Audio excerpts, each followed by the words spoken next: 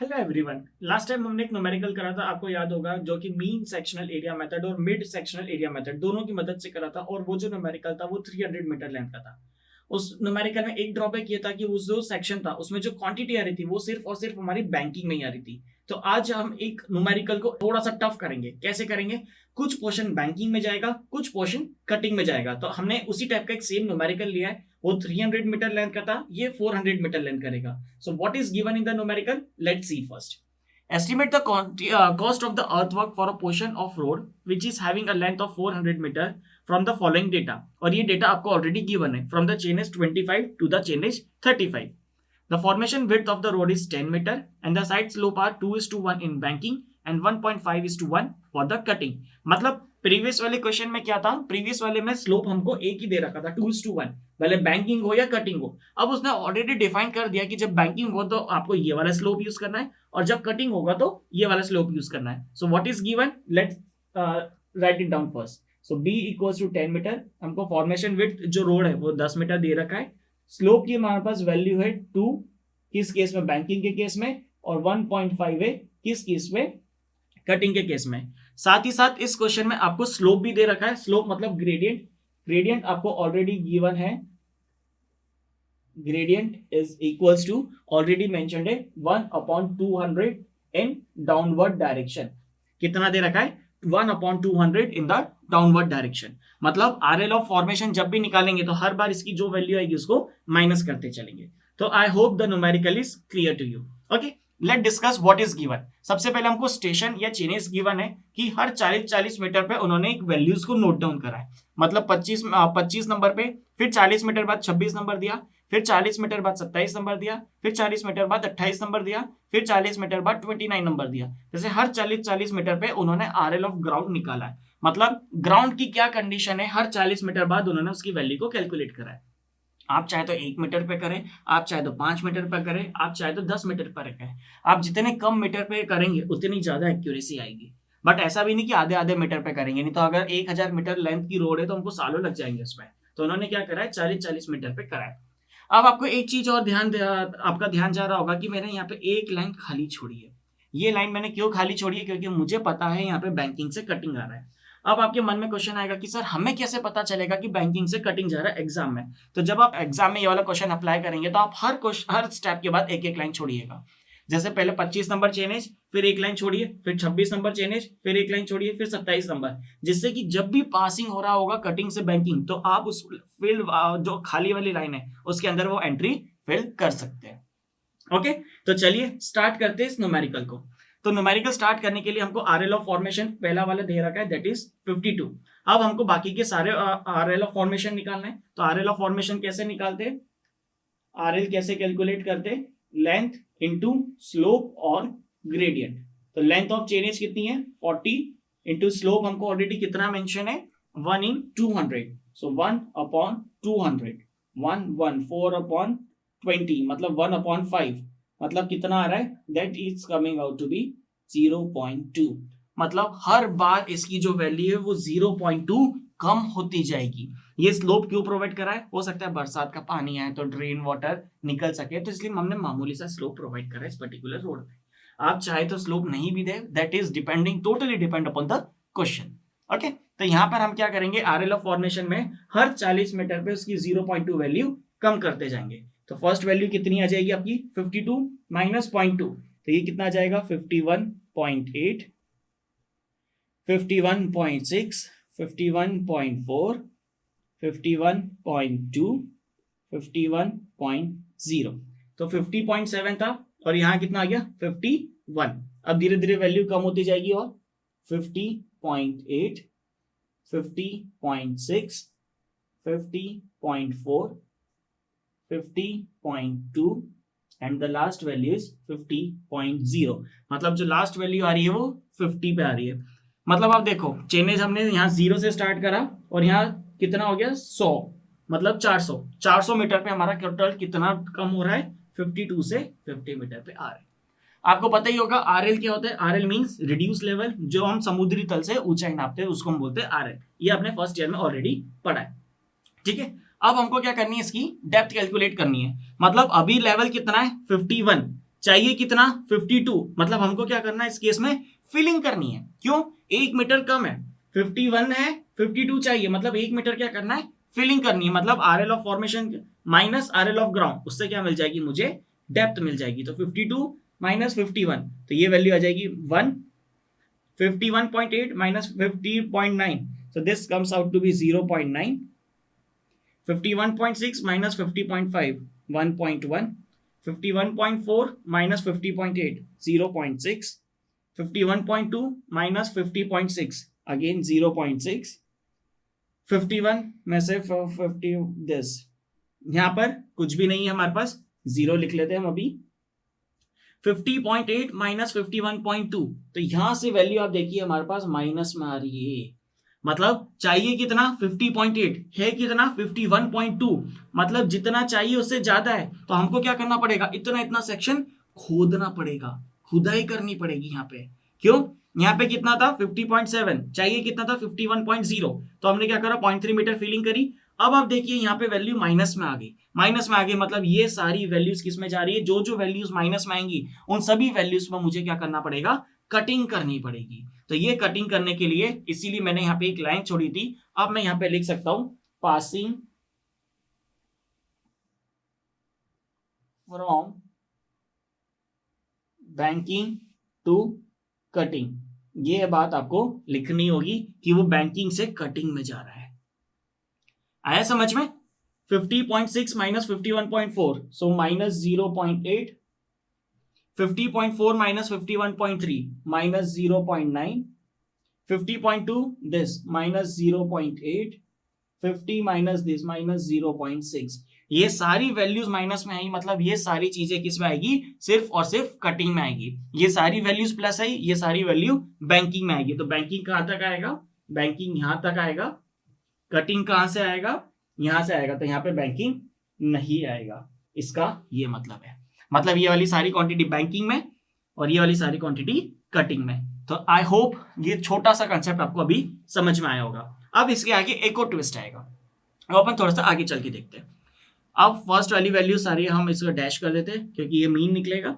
अब आपको क्या करना है, मीन डेप्थ निकालना है। मीन डेप्थ मतलब दो जो डेप्थ है उन दोनों का एवरेज लेना है, मतलब 1 प्लस 0.9, 1.9 डिवाइडेड बाई 2, तो ये क्या हो जाएगा 0.95।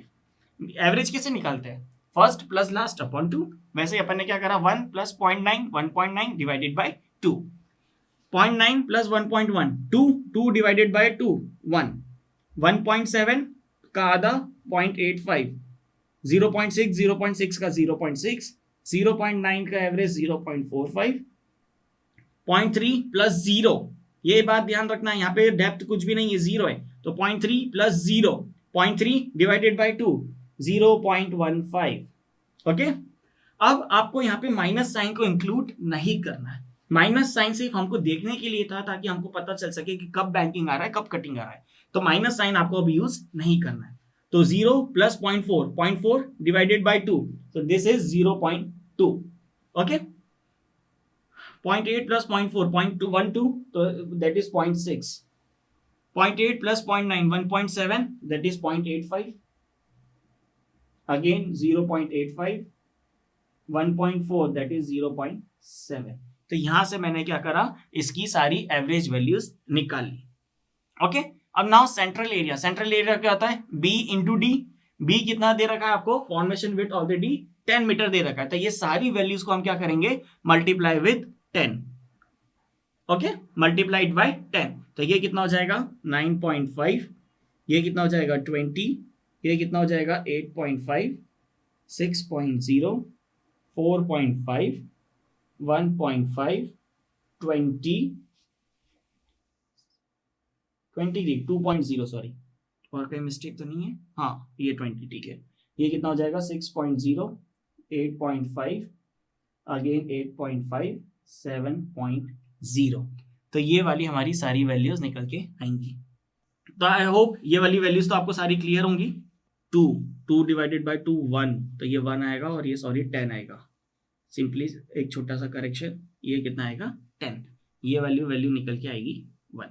Okay, now side area. Side area क्या होता है, S इंटू डी का स्क्वायर। एस जब बैंकिंग में होगा तो उसकी वैल्यू कितनी होगी 2, मतलब 2 इंटू डी का स्क्वायर, डी कितना है 0.95, 2 इंटू डी का स्क्वायर, 2 कितना है 0.95, मतलब 0.95 का स्क्वायर इंटू 2, तो ये वैल्यू क्या आ जाएगी मेरे पास साइड एरिया, तो ये कितना आ जाएगा 1.81, 2 इंटू 1 का स्क्वायर कितना हो जाएगा 2, 2 इंटू 0.85 का स्क्वायर दैट इज 1.45, 2 इंटू 0.6 का स्क्वायर दैट इज 0.72, 2 इंटू 0.45 का स्क्वायर दैट इज 0.41, 2 इंटू 0.15 का स्क्वायर दैट इज 0.05। अब यहां तक जितनी भी वैल्यू थी, ये मेरा बैंकिंग यहीं तक था, तो यहां पे मेरी वैल्यू कितनी थी 2, अब मेरे पास वैल्यू कितनी हो जाएगी एस की, यहां से 1.5 हो जाएगा, क्यों, क्योंकि यहां से मेरे पास कौन सा सेक्शन आ रहा है, यहां से मेरे पास आ रहा है कटिंग, तो 1.5 इंटू 0.2 का square, so this comes out to be 0.06, 1.5 into 0.6 का square, so that is 0.54, 1.5 into 0.8 का square, so this comes out to be 1.08, 1.5 into same 1.08, 1.5 into 0.7 का square that is 0.74।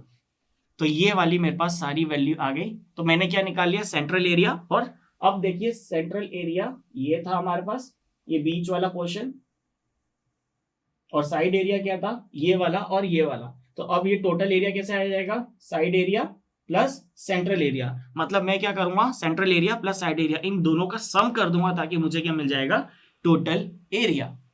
ओके, तो 9.5 plus 1.81, so that comes out to be 11.31, 10 plus 2 12, 8.5 plus this 9.95, 6 plus 0.72 6.72, 4.5 plus 0.41 4.91, 1.55, 2.06, 6.54, 9.58, again 9.58 and 7.74। तो ये मैंने क्या निकाल लिया area. अब मुझे क्या निकालना है क्वांटिटी, तो मैं क्या करूंगा इनको लेंथ से मल्टीप्लाई कर दूंगा ताकि मुझे इसकी क्वांटिटी मिल सके। तो हर जगह लेंथ कितनी है 40 meter 40 meter 40 meter 40 meter 40 meter 40 meter 40 meter 40 meter 40 meter. अब आप सोच रहे होंगे कि सर आपने ये दो जगह खाली क्यों छोड़ी, ये बेटा मैंने इसलिए जगह खाली छोड़ी क्योंकि यहाँ से बैंकिंग से कटिंग जा रहा है। अब आप सोचिए कि यहाँ पर बैंकिंग है यहाँ पर कटिंग है, ये 40 मीटर की मेरे पास स्ट्रिप है, तो 40 मीटर में से बैंकिंग कितना हो सकता है, बैंकिंग 5 मीटर हो सकता है बैंकिंग 10 मीटर हो सकता है बैंकिंग 15 मीटर हो, तो मुझे कैसे पता चलेगा कि बैंकिंग में 40 में से कितना था, कटिंग में से 40 में से कितना था, क्योंकि दोनों 40-40 तो नहीं हो सकते, क्योंकि ये 30 से 31 टोटली 40 है, तो 30 के पास कुछ जाएगा और 31 के पास कुछ जाएगा। तो अब हमको क्या करना पड़ेगा, यहाँ पे निकालना पड़ेगा कि ये बैंकिंग के पास कितना गया और कटिंग के पास कितना गया। इसको निकालने का क्या तरीका है, देख हमने बचपन में हाइट एंड डिस्टेंस चैप्टर पढ़ा था क्लास 10th में, वही कंसेप्ट यूज करेंगे। यहाँ पर इसकी हाइट कितनी आ रही है, यहाँ पर इसकी हाइट आ रही है 30 नंबर पे 0.3, ये चेनेज नंबर अगर मैं 30 की बात करूं तो हाइट आ रही है 0.3, और 31 पे हाइट कितनी आ रही है 0.4, ये 31 पे इसकी हाइट आ रही है 0.4।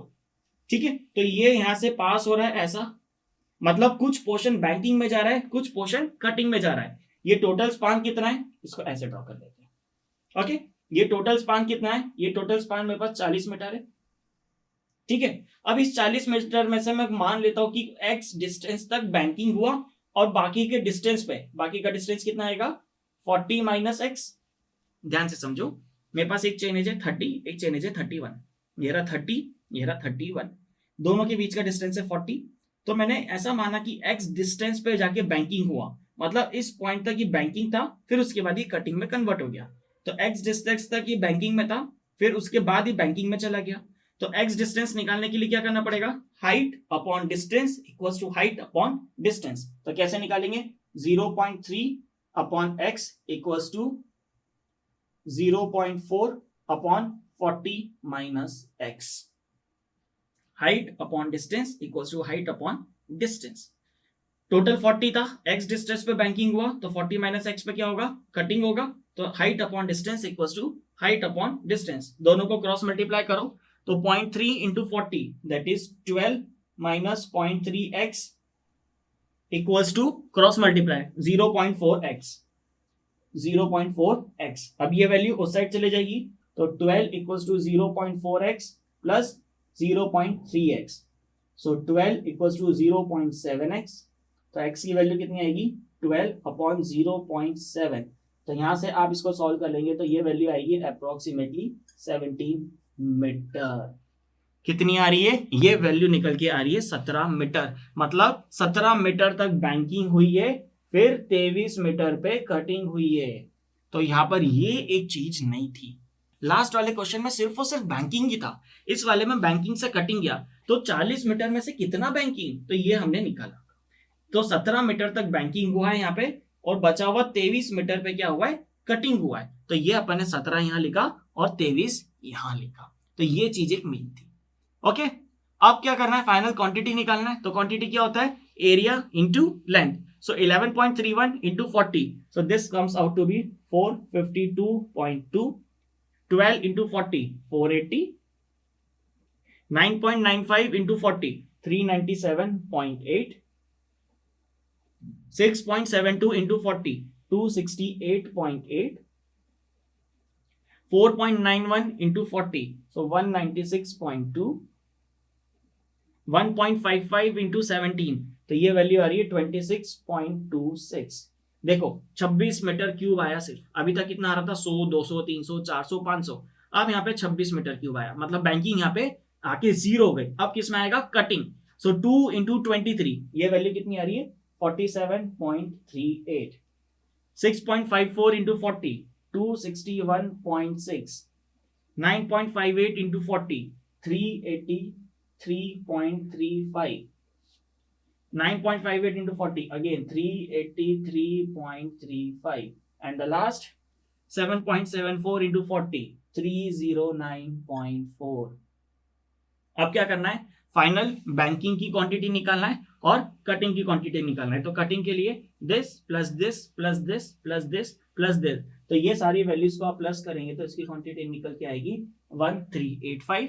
और बैंकिंग में this plus this plus this plus this plus this plus this, तो यहां से आप इन सबको प्लस करेंगे तो इसकी क्वांटिटी निकल के ये आएगी।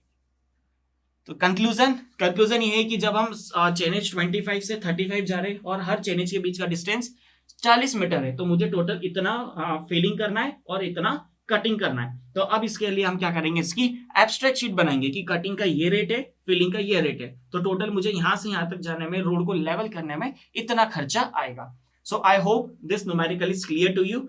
अब इसी सेम न्यूमेरिकल हम मीन सेक्शनल एरिया मेथड से भी कैलकुलेट करेंगे इसकी एब्स्ट्रैक्ट शीट बनाने के बाद। Okay, thank you.